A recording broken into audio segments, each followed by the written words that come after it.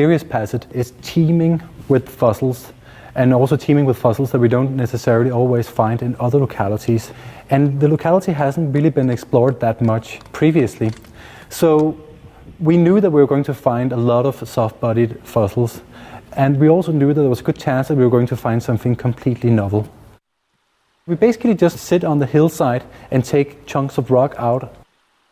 Every time you split the rocks, there are some remarkable soft-bodied fossils, and then occasionally you find something spectacularly new, and you don't really know what to expect.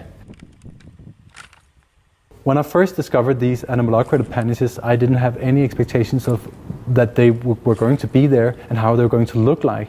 So it was quite something when you split the rock and you see this big appendage and you realize that it's something that hasn't been seen ever before.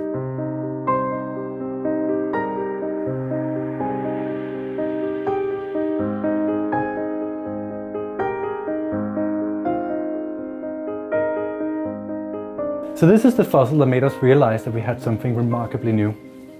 Because what we see is that they have very, very nice, delicate spines of a similar length going down the appendage. And what we also can see is that on those fine spines, there is a very, very regularly arranged set of bristles.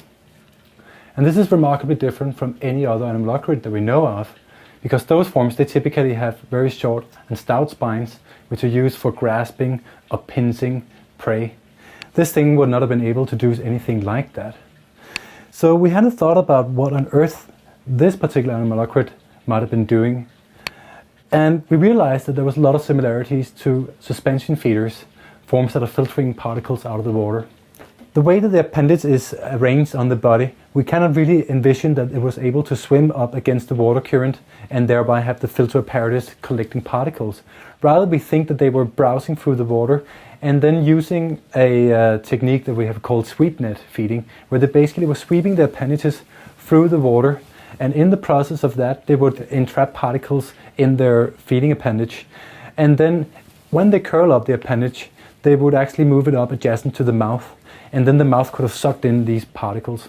As we were describing this thing and we were making these comparisons to large nectonic suspension feeders elsewhere in Earth history, there was an entry that was made for a speculative art book, and one of the entries were an artist from Connecticut who was speculating upon the fact that perhaps the animalocrids could have become large nectonic suspension feeders as well.